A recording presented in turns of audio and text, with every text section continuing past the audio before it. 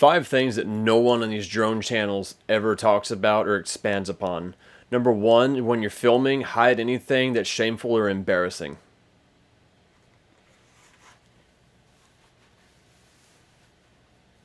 Tip number 1 is using the point of interest mode, but while flying manual controls. The biggest benefit to using manual flight controls, but while focused on a subject in point of interest mode, is the fact that not only do you have the option of just doing a straight orbit or just doing a straight ascending shot or a straight over shot while your camera gimbal maintains focus on a particular subject, you can use a combination of any of these moves to do something truly unique that hasn't been done before.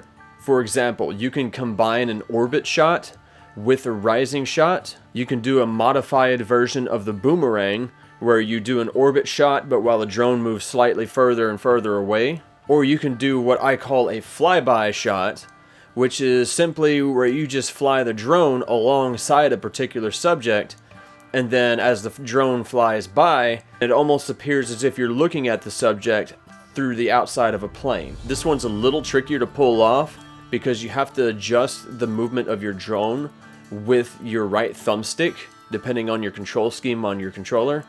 But when you get it down and you get it smooth, it makes a really incredible shot. Tip number 2 is to use the thumbsticks on your drone, and not exactly in the way that you are thinking.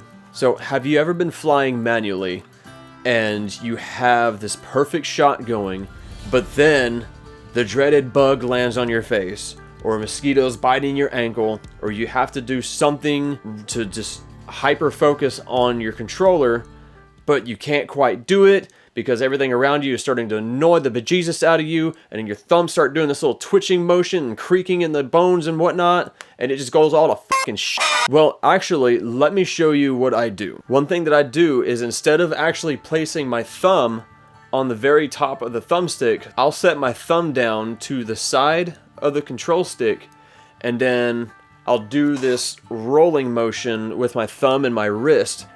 What I'll do is I'll use this rolling motion on the control stick with my thumb to really hold it in place, and that helps with the continuity of the shot without making too many abrupt changes to the motion of the drone, which is what leads to jarring video footage. Like seriously, one of the things that I can't stand is whenever I've got that perfect shot in a manual flight mode, and then just my thumbs decide they just want to have a little mini seizure out of nowhere because muscles are dumb and muscles are meant to be in constant motion and not in a steady rigid state. So yeah, using the thumb rolling method really helps to maintain a shot in a manual flight mode. Number 3, the drone does not have to be in the air in order for you to use the camera. For example, I'm actually using my Mavic 3 Pro to shoot this video. And you might be asking, but Matt, what about a camera stand? How am I gonna stand the drone on something? Do you have a table? Do you have a hamper and a board? Do you have anything with a flat surface at all? But in all seriousness, you can use your drone as either a handheld camera or as a stationary ground level camera to shoot video as well as photos. I've done it in a couple of real estate shoots.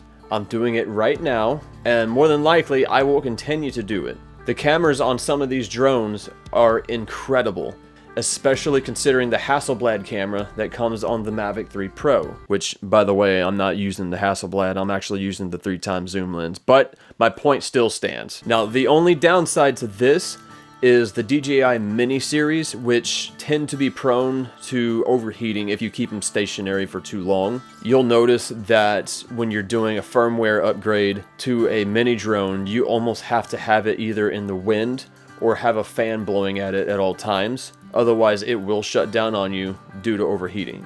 With the Air series and the Mavic series of drones, generally you don't have to worry about this because these drones have their own onboard ventilation systems.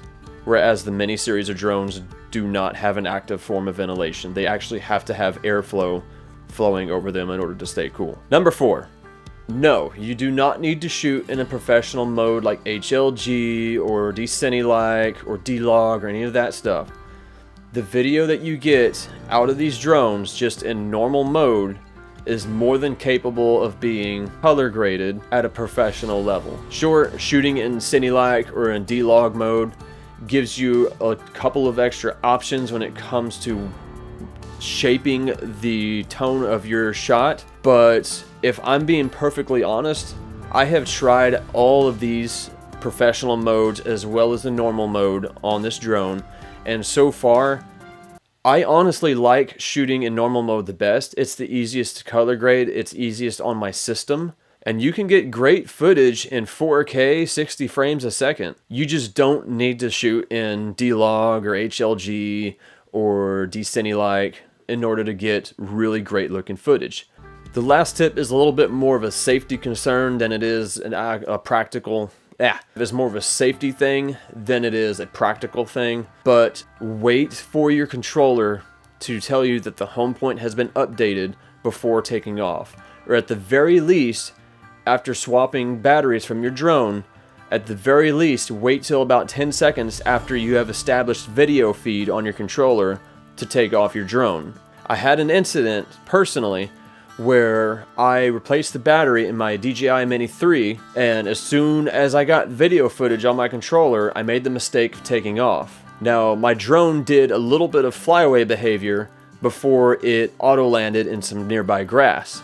Thankfully, the drone wasn't hurt, but the drone was uncontrollable there for about 10 seconds before it auto-landed.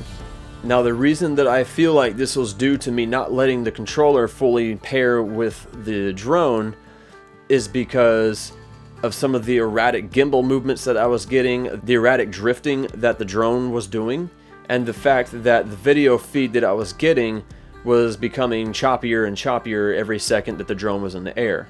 And then after ruling out any other alternative, I came to the conclusion that this is just because I tried to launch the drone too soon after just turning it back on. The controller had not fully paired with the drone, and that's what I feel like led to this flyaway and erratic behavior. Thankfully, the drone was auto-landing. Just for safety measures, once I realized that I did not have full control of the drone, I activated the emergency propeller stops, and even though the drone was already auto-landing, it actually dropped a couple of feet down, but thankfully the grass was really tall. But you can imagine the extra amount of added stress that you would be in if you were beside a busy highway, say in the city, or you were over a lake, or otherwise near structures or civilization that would be damaged from a falling drone.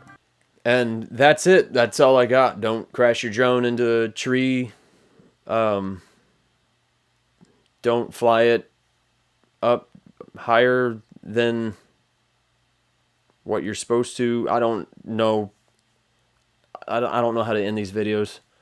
Bye.